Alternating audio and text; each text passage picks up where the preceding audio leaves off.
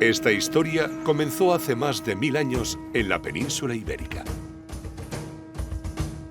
Allí se enfrentaban cristianos y musulmanes en un conflicto que duraría casi 8 siglos. Fueron años de guerra, pero también de un fructífero intercambio cultural. En los territorios ganados por las tropas cristianas al Islam surgió un arte nuevo, el mudéjar. Iglesias y palacios en ladrillo y cerámica que unían la arquitectura cristiana con la tradición decorativa islámica.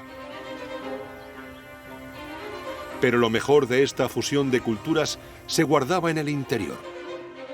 Allí, la carpintería mudéjar construyó techos de una belleza jamás vista. Obras de arte únicas en el mundo. Durante casi 5 siglos, aquellos imponentes artesonados fueron los cielos estrellados de miles de iglesias y palacios en la península y en la América hispana. Hasta que llegó su decadencia. Los techos mudéjares pasaron de moda y su vieja madera dejó de ser admirada. Un día, unos visitantes extranjeros se fijaron en ellos.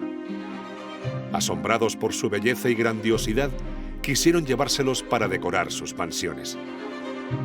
En las primeras décadas del siglo XX, los techos mudéjares se convirtieron en objeto codiciado por algunos de los coleccionistas de arte más importantes del mundo. Esta es su historia. Los cielos españoles.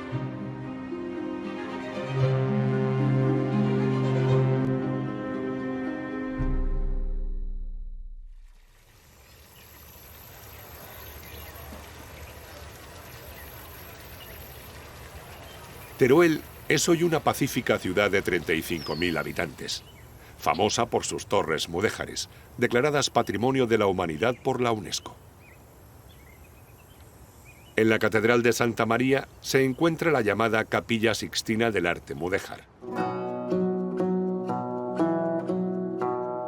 Una armadura de par y nudillo de 32 metros de longitud, que fue uno de los primeros techos de carpintería hispano-musulmana realizados en la península.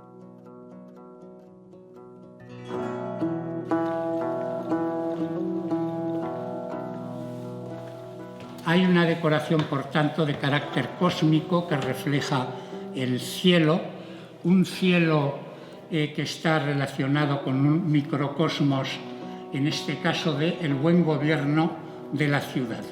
Porque toda la decoración figurada, reyes, reinas, órdenes religiosas, caballeros, artesanos, lo que intenta representar es el buen gobierno, en este caso de una villa como es Teruel, hacia finales del siglo XIII.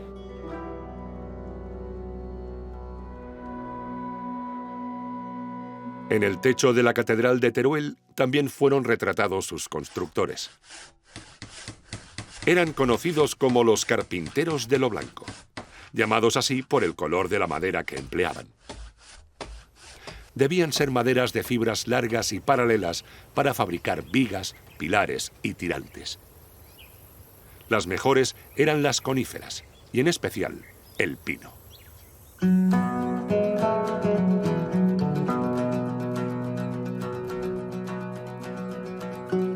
Entre los carpinteros de lo blanco, el conocimiento de la geometría era esencial. Un juego de cartabones permitía trazar las piezas de madera sin necesidad de levantar planos, y haciendo posible que la estructura del techo fuera prefabricada en el suelo. Una técnica que simplificaba el diseño de estas armaduras y que hizo posible que se fabricaran por millares.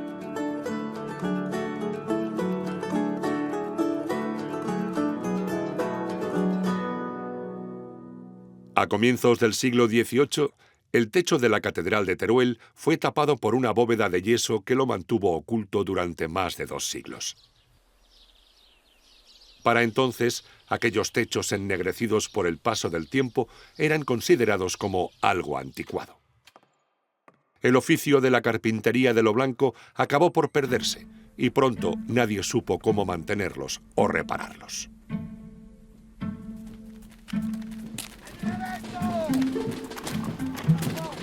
En el siglo XIX, los techos mudéjares se enfrentarían a amenazas todavía mayores. Durante la invasión napoleónica, cientos de conventos y palacios fueron destruidos.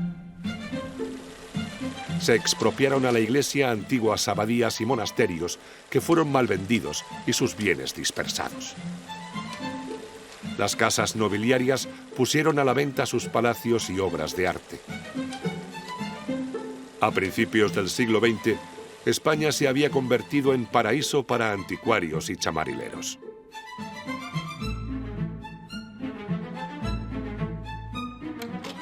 En una sociedad caciquil con población mayoritariamente analfabeta, el desinterés por la conservación de los vestigios del pasado era casi absoluto. Tampoco existía legislación que protegiese eficazmente a las obras de arte. Pagando o con los contactos adecuados, podía conseguirse casi todo.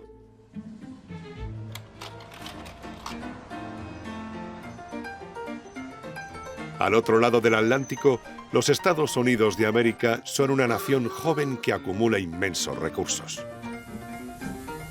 En la construcción del ferrocarril, en nacientes industrias como el petróleo o gracias al capitalismo financiero y las patentes, se amasan grandes fortunas.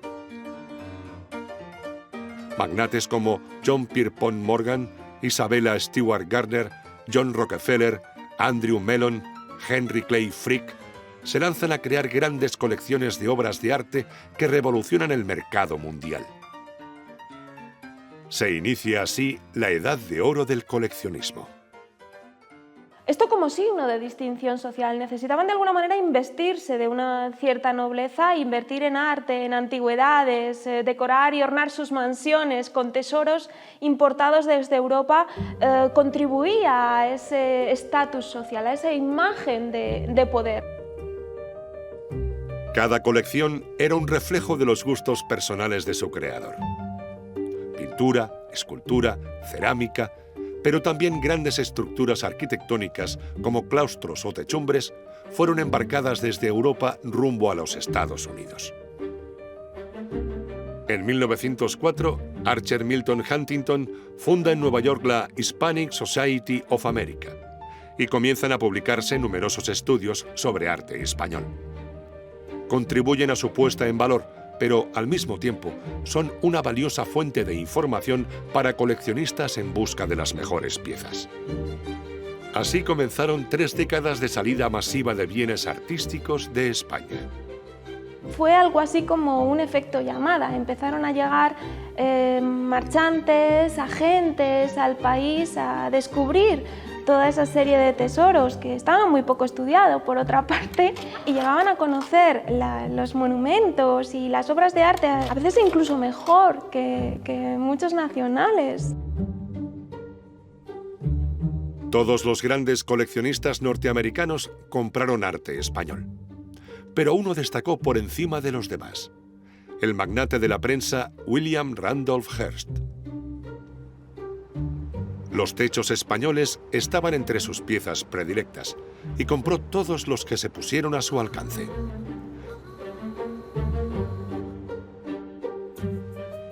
La relación de Hearst con España había comenzado algunos años antes, por motivos muy alejados de su afición coleccionista. En 1898, sus periódicos utilizaron el hundimiento del acorazado Maine en el puerto de La Habana para influir en la opinión pública y lograr la entrada de los Estados Unidos en la Guerra de Cuba.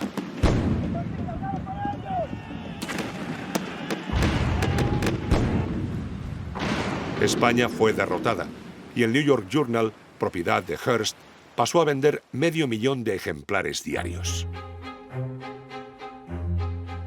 William Randolph Hearst había nacido en San Francisco en 1863. Hijo de un granjero de Missouri, enriquecido durante la fiebre del oro en California. Su afición por coleccionar comenzó cuando solo era un niño. Los grandes coleccionistas norteamericanos no iniciaban sus colecciones hasta cumplir los 60 años. El caso de Hearst fue especial. Empezó a coleccionar cuando era un niño. A los 10 años, en 1873, su madre le llevó a Europa en un viaje que duró 1 año y medio. La madre de Hearst contaba a su marido: «Willie quiere comprar todo lo que ve». Joven rebelde, será expulsado de sucesivos colegios hasta que en la revista de la Universidad de Harvard descubre su verdadera vocación: el periodismo. Copiando los métodos de Joseph Pulitzer, el padre de la prensa amarilla, Hearst superará a su maestro levantando el imperio periodístico más importante de todos los tiempos. Durante años cultivó una imagen de hombre de familia y empresario de éxito para apoyar su candidatura a la presidencia de los Estados Unidos. Pero fracasó. Desde 1919, frustradas sus aspiraciones políticas, Hearst decide vivir públicamente su romance con la actriz Marion Davies y entregarse a su pasión coleccionista. Acaba de heredar el rancho familiar de San Simeón, una inmensa propiedad en la costa de California, entre Los Ángeles y San Francisco. Allí, en lo alto de un promontorio conocido como la Colina Encantada, en el que había acampado muchas veces de niño, concibe su proyecto arquitectónico más ambicioso y descabellado: una gran mansión a la manera de los alcázares españoles, rodeado de casas para invitados y lujosas piscinas. Desde muy pequeño acampaba en lo alto de la colina, un precioso lugar con vistas al mar que llamaban Camp Hill. Cuando heredó la propiedad, en 1919, al morir su madre, él tenía 56 años, contrató a la prestigiosa arquitecta Julia Morgan y le dijo: «Estoy cansado de acampar en la colina, señorita Morgan. Estoy pensando en construir alguna cosa». Julia Morgan fue una mujer pionera en el mundo de la arquitectura. La primera que logró ser admitida en la École des Beaux-Arts de París, la escuela de arquitectura más prestigiosa del momento, y la primera en obtener la licencia en el estado de California. Aunque contabilizó más de 700 proyectos, su nombre ha pasado a la historia unido al de Hearst, a quien consagró lo mejor de su carrera.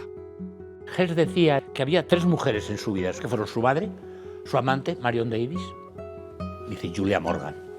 La única que nunca he querido engañarme fue Julia Morgan, fue la que me fue más fiel siempre.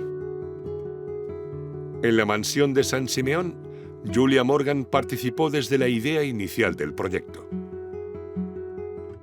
Hubo una exposición internacional en San Diego en 1915 y William Randolph Hearst pudo admirar allí la arquitectura y el arte españoles.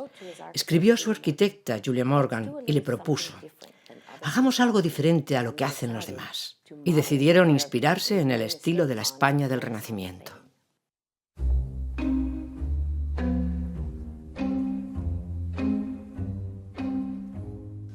San Simeón fue una obra caótica que se prolongó durante décadas. Al proyecto inicial se le fueron añadiendo alas, pisos, galerías, en gran medida para adaptar las piezas que Hearst iba comprando en Europa. La fachada principal estaba inspirada en la torre de la iglesia de Santa María la Mayor de Ronda y la puerta en la del Alcázar de Sevilla. Es un gran monstruo de Frankenstein, hecho con piezas traídas de aquí y de allá, copiando la torre de la colegiata de Ronda, o copiando cosas, mezclando, que parece, pues, dice un castillo, esto parece una iglesia con sus campanarios. El complejo de San Simeón acabó teniendo 161 habitaciones, lo que planteaba un problema considerable: dónde comprar el mobiliario y los 161 techos para recrear la escenografía de todas esas estancias. Julia Morgan encontró la respuesta en la pareja formada por Arthur Vine y Mildred Stapley. Este matrimonio norteamericano había escrito por encargo de la Hispanic Society algunas de las monografías más completas sobre arquitectura y artes decorativas españolas. Entre ellas, un magnífico tratado sobre techos españoles que era único en su género. El matrimonio Vine estaba establecido en Madrid desde hacía años, donde disfrutaban de un estatus de reputados hispanistas. Lo que Hearst y Morgan todavía no sabían es que detrás de esa fachada de respetabilidad se ocultaban los marchantes de arte con menos escrúpulos que operaban en España. Una condición que no tardaron en poner a su servicio. William Randolph Hearst y su arquitecta Julia Morgan sabían que para lograr el escenario adecuado para sus obras de arte necesitaban techos antiguos, puertas. Al principio usaron fotografías para coger ideas, y así fue como Hearst contactó con los Vine. Julia Morgan había ido al colegio con Mildred Stapley Vine y le escribió diciéndole que sus libros sobre arquitectura española del siglo XVI eran como Biblias para el señor Hearst. Acabaron comprando fotografías a los Vine e incluso les encargaron dibujos y planos detallados para hacer duplicados en escayola de techos, ventanas y puertas. Los Vine, que conocían muy bien el territorio español y sus tesoros, habían sido testigos del formidable negocio de los marchantes de arte en España. Y poco a poco se dejaron arrastrar hacia él. La aparición de William Randolph Hearst acabó de convencerles de que habían dado con el cliente perfecto y que debían dedicarse en exclusiva al negocio del arte y las antigüedades, mucho más lucrativo que el de los libros. Rompieron su relación con la Hispanic Society para convertirse en los agentes de Hearst en España. Mildred Stapley Vine escribió a Julia Morgan: «Nos hemos convertido en anticuarios», quizás porque sabían que Hearst podía ser un gran cliente. A partir de 1922, Hearst se olvidó de las copias y compraba solo piezas originales. Mildred Stapley le dice a Julia Morgan: nos hemos convertido en anticuarios y podemos suministrarle las piezas que necesite su jefe, las piezas que necesite Hearst para sus proyectos. Dice, podemos suministrarle todo lo que quiera, lo podemos suministrar porque aquí hay un mercado increíble, hay un mercado muy grande. Compraba todo, lo que veía, compra esto, les encargaba a sus agentes. Cosas que compra que muchas veces no llegan, que las ha visto en catálogos, que no llega a contemplarlas físicamente, directamente. Como marchante, Arthur Vine destacó por su talento y su falta de escrúpulos. Pronto se convirtió en uno de los individuos más ricos de la colonia norteamericana en Madrid. Sus contactos con la alta sociedad madrileña y su cercanía con los círculos del poder en España situaban a los Vine en una posición privilegiada. Para ellos, casi todo era posible. Se especializaron en traficar con las piezas más difíciles de conseguir, las más apreciadas y de las que se podía obtener un mayor beneficio: los techos españoles.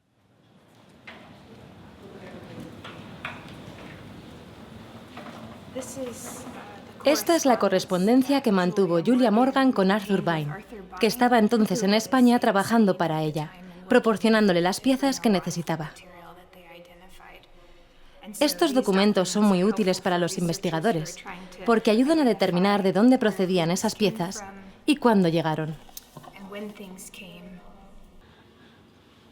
En la correspondencia cruzada entre Hearst y su arquitecta Julia Morgan y entre esta y Arthur Vine, las alusiones a los techos son constantes.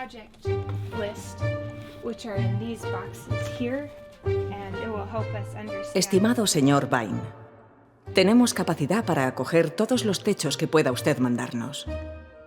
¿La colección de los 16 techos está todavía disponible? El cliente quiere 12 o más. Firmado Julia Morgan. Querida señorita Morgan, Vine parece que está comprando muy bien, pero ojalá pudiéramos conseguir aquellos techos de los que nos mandó lista y fotos hace tiempo. Los artesonados españoles eran hermosísimos y eso a Hearst le gustaba mucho.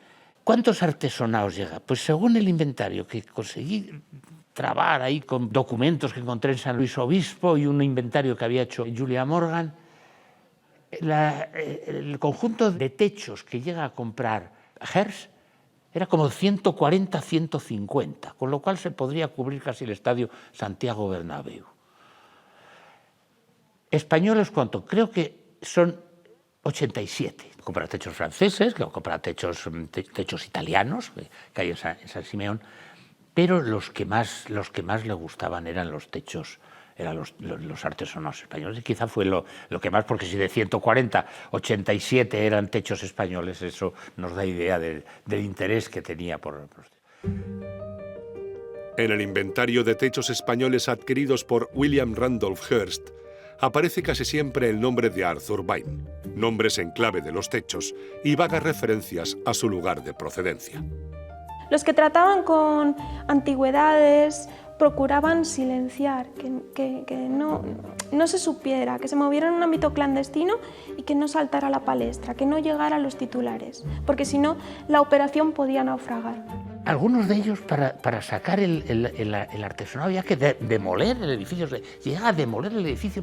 Es terrible eso, ¿no? Demoler para sacar un artesanado que se va, que lo desmonta, que lo mete en cajas, que lo llega. Se procedía a la venta del techo, se requería a los obreros de la comarca para poder desmontarlos, pero muchos de ellos fueron sacados por la noche de una manera clandestina.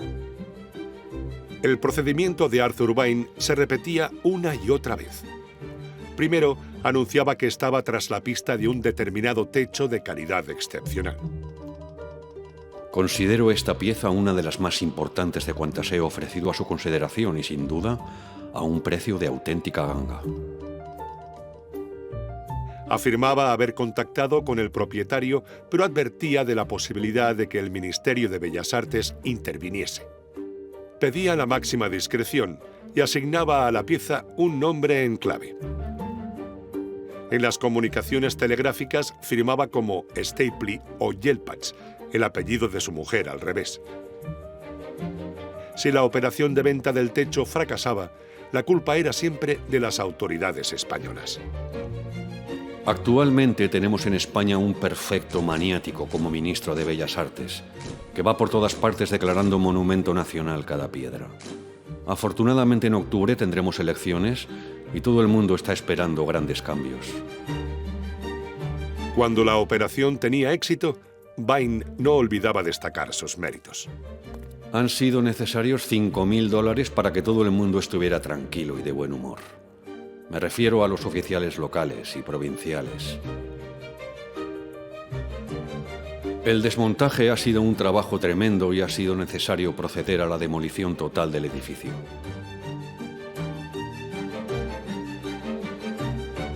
Sacar del viejo convento esta enorme masa de madera en los difíciles momentos actuales requirió un sinfín de habilidad y paciencia, ya que fue preciso enmascarar la carga de cada camión. El techo está ahora en Madrid, guardado en mi almacén, por lo cual no hay peligro de una intervención gubernamental.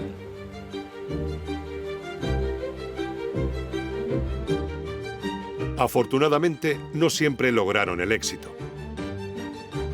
Se frustraron operaciones tan importantes como la venta del Palacio de los Condes de Miranda, en Peñaranda de Duero, que Vine había ofrecido a Hearst por $65.000. La declaración de Monumento Nacional en 1923 salvó al palacio y sus artesonados de las garras de Arthur Vine. Los techos hacían un largo viaje. Primero, Arthur Vine enviaba fotografías por correo y Hearst decidía si los compraba o no. Las cajas con los techos desmontados viajaban primero en tren y luego en barco desde Europa a los Estados Unidos.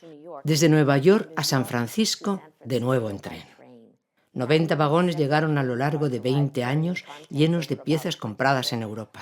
Y desde allí aún debían de hacer un viaje de 7 u 8 horas hasta San Simeón, en barco o en tren. Al llegar, Julia Morgan se enfrentaba a la tarea de volverlos a montar. Julia Morgan no sabía montar un artesonado, no sabía lo que era una jaliba, lo que era una lima Muhammad, lo que era una lima Bordón, no sabía qué era esto y no sabía cómo montar aquello. Y hace auténticos disparates. Cuando Julia Morgan se jubila, hace un viaje por Europa, que se lo financia Hearst. le pone un chofer con un coche y ella hace un viaje por Europa y viene a España. Y ella escribe que se da cuenta de los disparates que ha hecho con los artesonados. Al venir aquí a España y ver los artesonados montados, ella se asombra de los disparates que ha hecho porque no conocía, no sabía lo que era. La casa se construyó antes de la llegada de los techos, por lo que para la arquitecta Julia Morgan fue una tarea muy complicada. Se necesitaba la participación de muchos artesanos para montarlos, recrecerlos o ampliarlos copiando algunas partes, de tal forma que los techos encajaran exactamente en las habitaciones. Algunos trabajadores recibían el nombre de los gusanos, porque su labor consistía en realizar agujeros en la madera nueva para que no se distinguiera de la parte original del techo.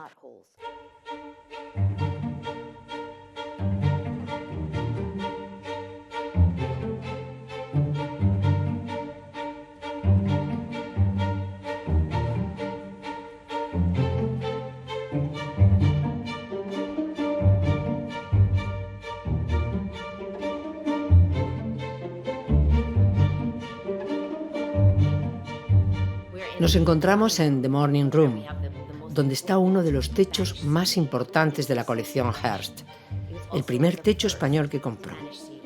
Procede de la llamada Casa del Judío, un antiguo palacio mudéjar de la ciudad de Teruel, ya desaparecido, que pertenecía a un tal Antonio López, un viejo tejedor. Este lo vendió en 1921 a un marchante, creemos que Arthur Vine, porque estaba cansado de que la gente le interrumpiera su trabajo pidiéndole permiso para verlo.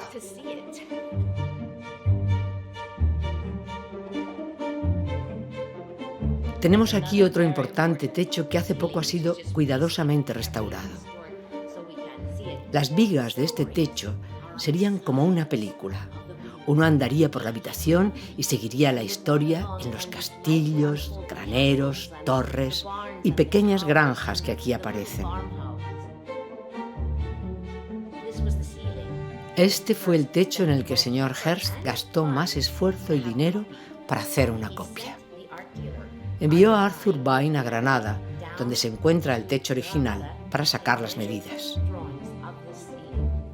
Se puede ver a la reina Isabel, al Cid y a todos los héroes españoles. Gracias a las fotografías y a los planos se realizó una copia exacta, salvo que el techo está realizado en escayola cubierta por 22 hojas de pan de oro. Nos encontramos en el dormitorio de Hearst en el edificio principal, donde colocó uno de los techos que más apreciaba. Procede de la ciudad de Teruel y cuando lo adquirió consistía en 53 paneles pintados.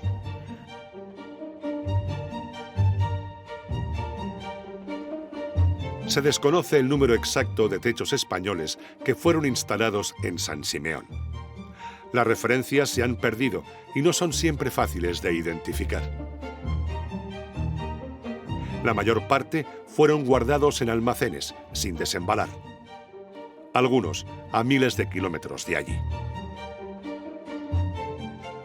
La mayor parte quedaron en el Southern Boulevard, en el Bronx, no en Brooklyn, como se dice, en el Bronx. Había una línea férrea que iba desde los muelles de Nueva York hasta, por túnel, hasta los sótanos de los almacenes que tenía en el Southern Boulevard. Arthur Vine sigue siendo el mejor agente de Hearst a comienzos de los años 30. No se conforma con los techos y consigue venderle 2 monasterios enteros, el de Sacramenia, en la provincia de Segovia, y el de Óvila, en Guadalajara, que son desmontados piedra a piedra y trasladados a Estados Unidos. A partir de entonces, como si de una maldición se tratara, la desgracia persigue a los protagonistas de esta historia. El 16 de julio de 1935, Arthur Vine muere en un desgraciado accidente de tráfico. Ha ido a Gibraltar a comprar unos tapices y en Santa Cruz de Mudela, en un cambio de rasante, se encuentra con un camión, se choca contra él y muere instantáneamente. La mujer, la viuda, estuvo intentando quitarle tenía un Buick con el salpicadero de madera y la madera se le clavaron las astillas en la cabeza. Y Mildred estuvo quitándole las astillas, intentando curar, y nada, falleció. Durante 2 décadas, Arthur Vine y su esposa, Mildred Stapley, habían logrado ocultar sus turbios manejos como marchantes de arte detrás de una fachada impoluta de prestigiosos hispanistas. Las crónicas de la prensa de la época hablan de la muerte de uno de los hombres que más ha amado a España con el mejor de los amores, con las obras. En 1937, el imperio Hearst está al borde de la quiebra. A la crisis de ventas de sus periódicos se une el irrefrenable derroche del propio Hearst. La administración de sus empresas es intervenida y se decreta la liquidación de gran parte de sus propiedades y obras de arte. En 1941 tratará de impedir el estreno de Ciudadano Kane, la película de Orson Welles, que le retrata implacablemente. No lo consiguió. Morirá en su casa de Los Ángeles en 1951. Como si de una escena de la película se tratase, cuando los tasadores llegaron a los almacenes de Hearst en el Bronx, quedaron estupefactos. Solo allí contabilizaron 28.000 cajas con objetos. Era el resultado de casi 50 años de compras desenfrenadas. Se organizaron sucesivas ventas y subastas entre 1938 y 1963. Los precios de las obras solo alcanzaron de media el 10% de lo que Hearst pagó por ellas. De los techos españoles se vendieron aproximadamente 10 y los demás regresaron a los almacenes de los herederos de Hearst. De la mayoría se desconoce su paradero. Bueno, ¿qué pasa con los techos? Porque los techos se venden, se desperdigan y no sabemos dónde están actualmente, no sabemos. Conocemos algunos que están en México, que compra Garza, un millonario en Nuevo León.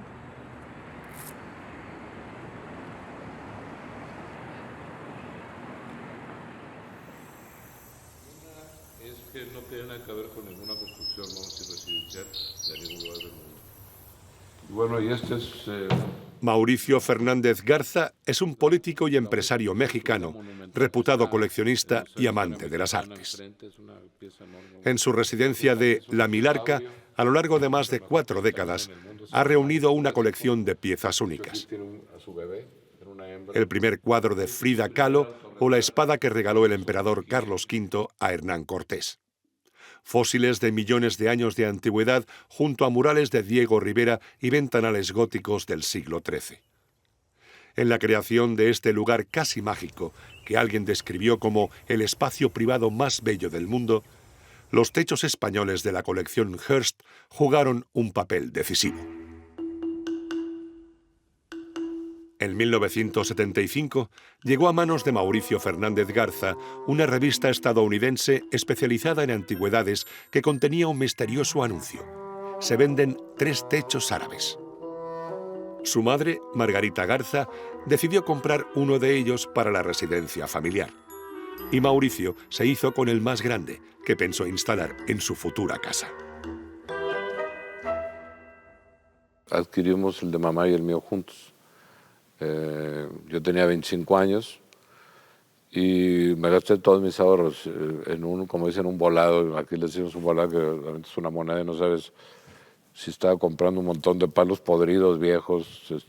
Estuvieron como 40 años en una bodega en Carolina del Norte, en Estados Unidos. Entonces no tenemos mayor idea de nada. Los 2 techos habían pasado por las manos de Arthur Vine y acabaron en los almacenes de William Randolph Hearst en Nueva York. Nunca llegaron a ser desembalados. En 1942, durante la liquidación de las colecciones Hearst, fueron adquiridos por el empresario Carl Hamilton. El comprador pagó $1.900 por el más grande, que a Hearst le había costado 20.000 15 años antes. Hamilton tampoco llegó a instalarlos. En 1967, sus herederos quisieron deshacerse de aquellas toneladas de madera y los pusieron a la venta. Cuando Mauricio Fernández Garza y su madre los compraron, los techos estaban a punto de ser vendidos a un fabricante de muebles antiguos de imitación. El traslado de las 60 toneladas de madera desde Carolina del Norte hasta San Pedro Garza García fue una odisea plagada de dificultades. Pues de hecho sí fue una complejidad espantosa porque me sacaron una ley en Estados Unidos que piezas arriba de 200 años, alguna cosa así, no se podían transportar por ferrocarril. Entonces teníamos que moverlos en camiones, entonces mandamos plataformas. Fue un lío, no me acuerdo, creo que fueron 14 plataformas. Y luego yo no había percatado que los tensores de esta pieza, sobre todo, ponían 14 metros, que es el doble de un poste de luz, y no pasan por las calles. O sea, si uno pasa por la ciudad, pues te vas llevando, o no das vuelta, vaya, el pico en la cola te lleva los automóviles que vienen circulando. En 1979 se instaló el techo comprado por Margarita Garza, madre de Mauricio, en la residencia familiar. Un magnífico alfarje policromado de finales del siglo XV de 17 metros de largo y 9 de ancho. Su identificación venía consignada en las cajas con la palabra Tarazona 3, el nombre en clave que le había asignado Arthur Vine. Sobre el origen del techo más grande, el comprado por Mauricio Fernández Garza, nada se sabía. Su montaje, al tratarse de un techo de par y nudillo, presentaba una complejidad mucho mayor. Un rompecabezas y la realidad, cuando llegó, pues era una bodega llena de madera y estará completo. Para el restaurador Manuel Serrano y el arquitecto Jorge Loizaga, supuso el mayor desafío al que jamás se habían enfrentado. Lo abrupto del terreno complicaba aún más la operación. Yo estoy aquí en una sierra y entonces cuando lo hicimos no había acceso para las grúas. Entonces a cualquier grúa la doblaba.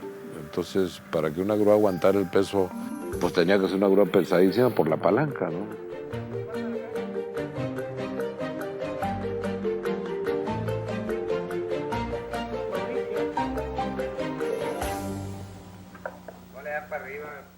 Bueno, de aquí lo bonito si entras es que tienes una vista bastante completa del refectorio nudillo.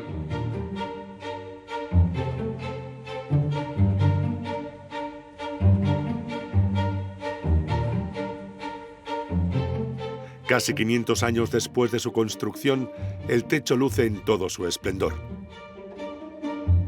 35 metros de largo y 12 de ancho, colocados a 12 metros de altura sobre la sala de estar de la Milarca. El restaurador de veras lloró porque cuando lo armamos estaban muchas piezas, tanto los pares como los tensores, muy chuecos. Y cuando lo armamos estructuralmente el techo empezó a funcionar y se empezó a enderezar. Y entonces me decía Manuel, que se llama el restaurador, me decía, oye, es que la madera está viva. Y digo, pues sí está viva, ¿no? O sea, y son árboles que se han de haber cortado de 500, 600 años de edad hace 500 años. O sea, pues la madera tiene 1000 años y todavía responde a esfuerzos y responde, qué maravilla, ¿no? O sea, hemos perdido tristemente esos oficios y esa maravilla de esa fusión de culturas que tuvimos en España.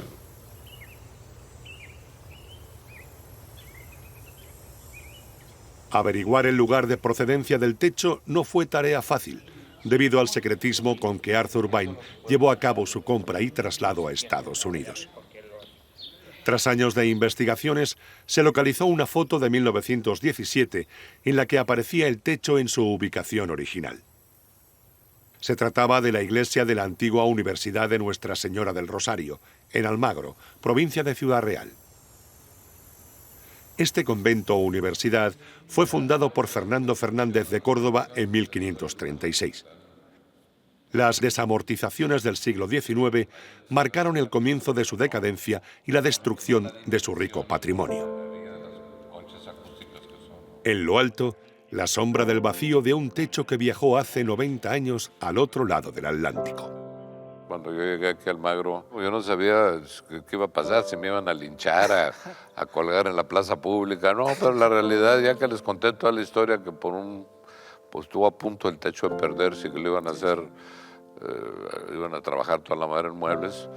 Bueno, pues como que les dio gusto que esa pieza se pudiera haber rescatado, como las más grandes obras maestras. Más, hay una...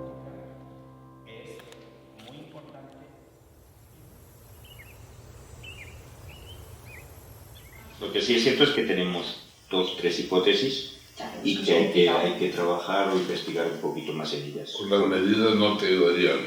Actualmente la distribución del Palacio Episcopal ha sufrido un tipo... Mauricio Fernández también ha viajado a Tarazona para averiguar de qué edificio procedía el techo policromado que compró su madre para la casa familiar. En los archivos de Arthur Vine se citaba un castillo en Tarazona. Aunque no existe prueba documental, todo apunta al Palacio Episcopal, que fue antigua alcazaba musulmana. En su salón de retratos se conserva un alfarje de tamaño casi idéntico al adquirido por la madre de Mauricio. En el piso inferior existía un salón de las mismas dimensiones, desaparecido tras la reforma del edificio. Es muy probable que el techo de los Fernández Garza procediera de allí. Va a ser exactamente las medidas, si esta la edad es muy probable que haya sido de aquí abajo. Yo creo que es porque el espacio... Y no hay muchos espacios que te vayan Yo no conozco aquí, no conozco ningún otro ámbito que pudiera caber un techo tan grande. Más que nada es eso. El viaje a España en busca del origen de sus techos es buena muestra de la pasión que este coleccionista mexicano siente por estas piezas. Una pasión que comenzó cuando solo tenía 25 años y que nunca ha dejado de crecer. En un mirador de su casa de La Milarca se encuentra instalado el techo de media naranja del siglo XIV que adquirió en la Casa Christie's de Londres en 1994. La primera subasta de un techo hispano-árabe en el mundo. El techo fue adquirido por William Randolph Hearst, que lo regaló a su médico personal. Y lo tenían montado en el salón de remates, donde se pujaba. Y una hija mía estaba en su maestría de artes decorativas en Londres en esa época, chiquilla, y la habilité para que se metiera a la subasta. Y curiosamente me dijo, no sabes qué experiencia tan rarísima, porque todos los que estaban puros árabes enturbantados. Y ella está ahí con su paletillo, y bueno, cuando compré, dije, bueno, ¿y esa niña dónde salió? ¿De quién es? ¿No? Entonces también fue un poco, se les hizo muy impresionante, que además mexicana, no sé qué tiene que ver México con esta pieza, pero bueno, salió en todos los periódicos en Londres y demás. En 1998, Mauricio adquirió su tercer techo, un alfarje policromado del siglo XIV procedente de Palencia. Comprado inicialmente por Hearst, fue vendido al juez William Clark, consejero de Ronald Reagan, que lo almacenó durante décadas en su rancho de California. Su venta a Mauricio Fernández se completó con la de 9 arcos góticos, también procedentes de la colección Hearst, que hoy adornan los muros y la piscina de La Milarca. En 1999, Mauricio adquirió el cuarto y último de sus techos. Una armadura de par y nudillo del siglo XVI, cubierto por más de 1000 piezas de cerámica. Comprado por Hearst en 1926, acabó en manos de Norman Carlson, el mayor experto norteamericano en cerámica antigua. Y lo compró para venderlo por ladrillos, entonces lo iban a despedazar, ¿no? Tuvimos una muy bonita discusión, que le dije que era un perfecto irresponsable, como había escrito libros sobre cerámica y a la pieza le iba a destruir. Y me dijo, bueno, ¿qué quieres hacer con ella? Dije, no puedo hacer un museo. Y me lo acabó dando al precio que lo había adquirido, que era muy barato, estaba pidiendo como 10 veces más. Los 4 techos con los que Mauricio Fernández levantó La Milarca y el quinto que compró su madre para la casa familiar estaban entre los mejores que adquirió William Randolph Hearst. Sin embargo, nunca llegó a instalarlos. Hace poco vino un artista muy importante contemporáneo chino, Ai Weiwei, y me dijo, ¿cómo hicieron este proyecto? Y le dije, pues al revés, volteado.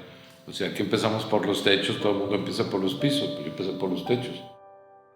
Hicimos un rescate de estas piezas que afortunadamente, aunque ahora están en México, pero no se perdieron por el bien de la cultura y de la humanidad.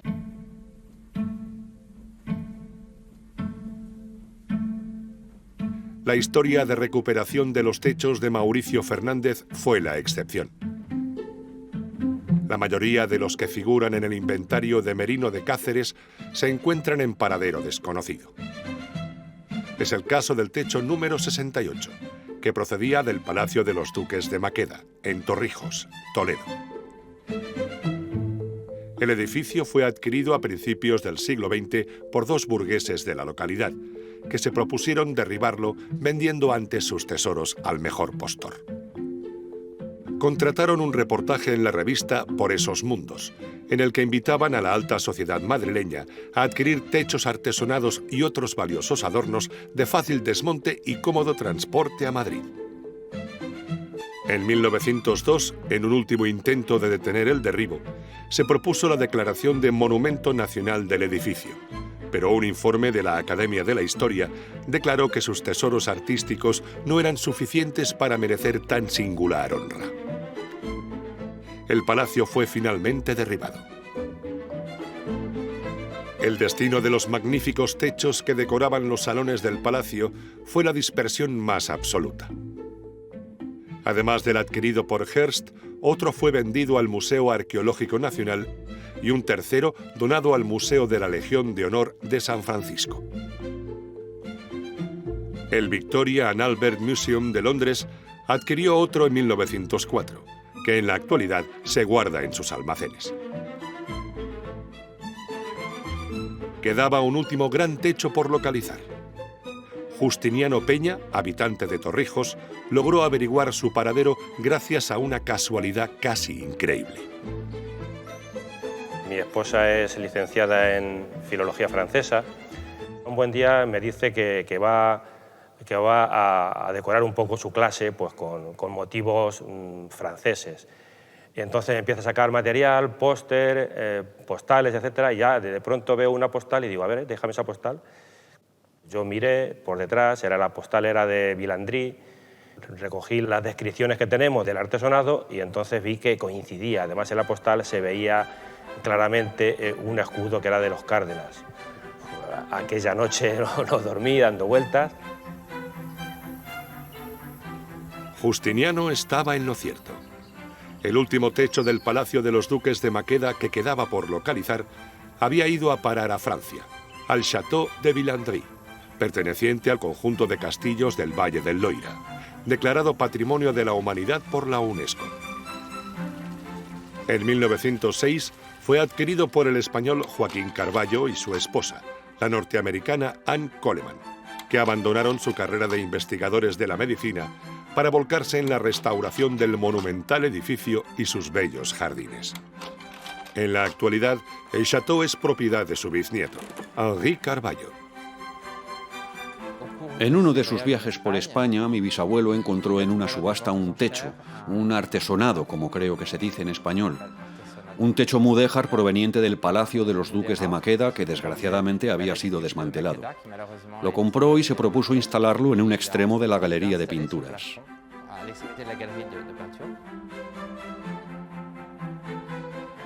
Fue una tarea difícil porque requirió adaptar las dimensiones de la sala a las dimensiones del techo. Hubo que suprimir una planta y luego instalar una estructura. Según la historia familiar, costó más de un año porque era un verdadero puzzle. Creo que es el único techo mudéjar que hay en toda Francia.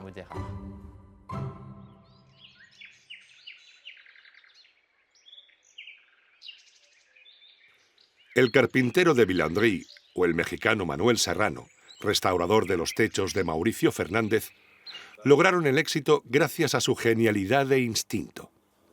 Pero la recuperación definitiva de la carpintería de lo blanco pasaba por volver a sentar las bases de un oficio abandonado desde hacía siglos. Para ello, la contribución del arquitecto español Enrique Nuere fue decisiva. A finales de los 70, yo era un arquitecto como tantos que me dedicaba a construir edificios de viviendas, fundamentalmente, pero a través de una hija de Gómez Moreno me llegó un manuscrito de un tal Diego López de Arenas que hablaba sobre la carpintería de lo blanco, que yo no tenía entonces ni idea de lo que significaba, y tampoco tenía ni idea de que ese manuscrito al final iba a cambiar mi vida radicalmente. Enrique Nuere se entregó con pasión al estudio del enrevesado manuscrito de Diego López de Arenas, que muchos otros habían intentado descifrar sin éxito. Él logró devolver la sencillez a algo que parecía muy complejo, la construcción de la intrincada geometría de los techos mudéjares. Al principio, cuando yo empecé con este manuscrito, pues decía, pero si esto es demasiado complicado, ¿cómo puede haber unas reglas que las haya entendido tanta gente como para haberse hecho techos por toda España? Esto tenía que ser algo mucho más sencillo. Del estudio del manuscrito de López de Arenas, Enrique Nuere dedujo que la carpintería de lo blanco se basaba en el uso de cartabones. Con ellos se trazaban las piezas sin necesidad de levantar planos, lo que facilitaba la prefabricación de los techos. La labor de Enrique Nuere no se limitó a recuperar las bases teóricas de la carpintería de lo blanco. Divulgó el conocimiento de estas obras de arte únicas en el mundo cuando todavía eran ignoradas por las autoridades culturales españolas. Cuando planteé la posibilidad de hacer un inventario, nadie en el ministerio conocía la riqueza que teníamos en España de este patrimonio. Si nadie lo conoce, pues ¿quién lo va a apreciar? Evidentemente, si no se aprecia, pues no se conserva, no se restaura, no se mantiene y, bueno, pues como los primeros que empezaron saliendo ya parecía que se los habían llevado todos, pues ya nadie se ocupó de esto. Enrique Nuere también ha restaurado algunos de los artesonados más importantes de España. Hoy regresa a Madrigal de las Altas Torres, donde trabajó en 2005. Bajo este cielo de madera fue bautizada la futura reina de Castilla, Isabel la Católica, en 1451.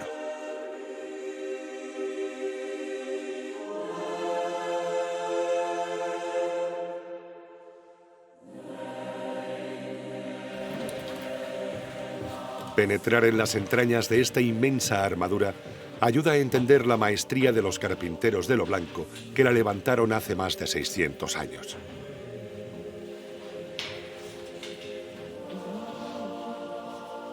Decías que aquí tenéis un racimo de mocárabes. Esta es la pieza que se llama el nabo. Y esta otra, esta que veis aquí, es la telera, que es la pieza que evita que esto se vaya para abajo. Esto pesa unos buenos cientos de kilos. Desde abajo se ve muy pequeñito, pero aquí se da un poco una idea del tamaño que tiene este trasto.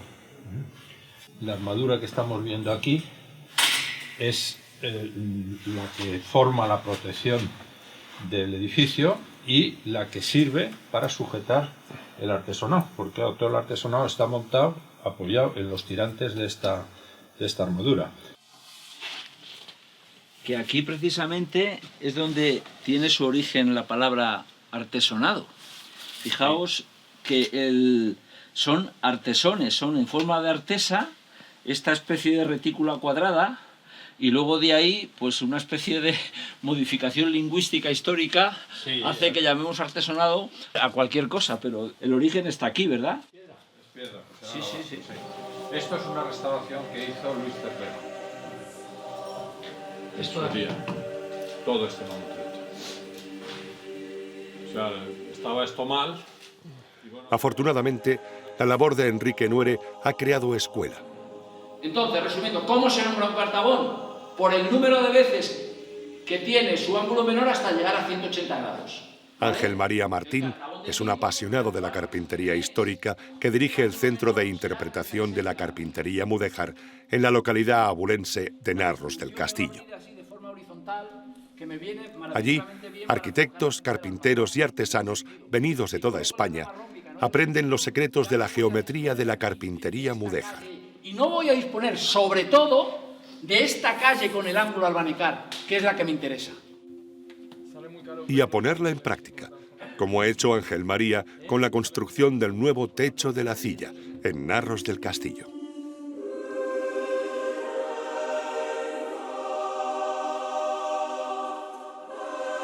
Los historiadores del arte también han contribuido a la puesta en valor de la carpintería de lo blanco. María Fernández Shaw fue pionera en su estudio.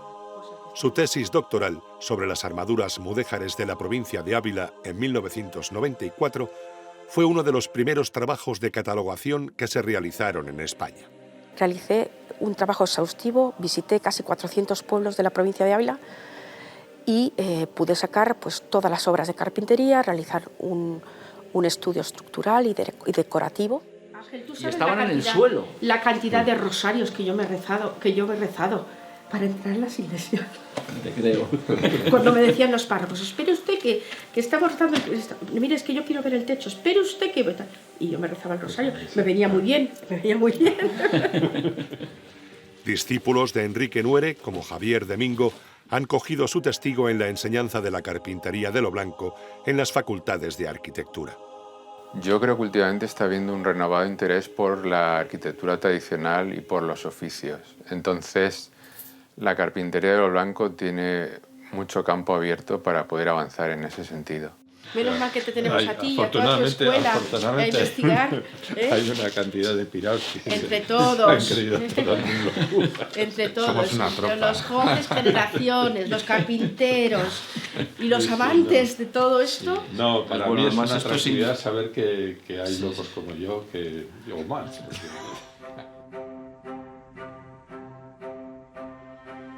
Hace casi 800 años nació en la España medieval una técnica carpintera única en el mundo.